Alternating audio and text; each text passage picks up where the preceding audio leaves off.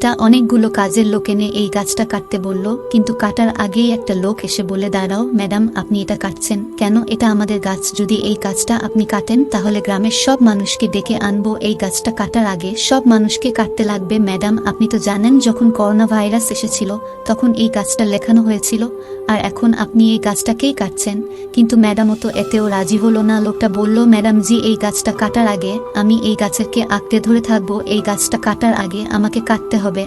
আপনারা কি জানেন এইসব গাছ কাটার ফলে গ্লোবাল ওয়ার্মিং বেড়ে চলেছে, ওজোন স্তরের ক্ষতি হচ্ছে? ম্যাডামটা বলে, আরে ভাই সাহাব, আমার একটা গাছ কাটতে গিয়ে এসব হবে? তাহলে আপনি আপনার বাড়ির এসি বন্ধ করে দেন, গাড়ি চালানো বন্ধ করে দেন। তারপর লোকটা যে কথা বলল সেটা শুনে তো আপনার মাথা ঘুরে যাবে, কিন্তু সেটা শোনার আগে এমন ইন্টারেস্টিং এবং নলেজেবল ভিডিও দেখতে হলে একটা লাইক করে দিয়ে চ্যানেলটাকে সাবস্ক্রাইব করে দিবেন প্লিজ। তো বন্ধুরা, অবশেষে লোকটা বলে, আমি এই শহরের নতুন IPS অফিসার হয়েছি, আর আপনারা যে এই গাছ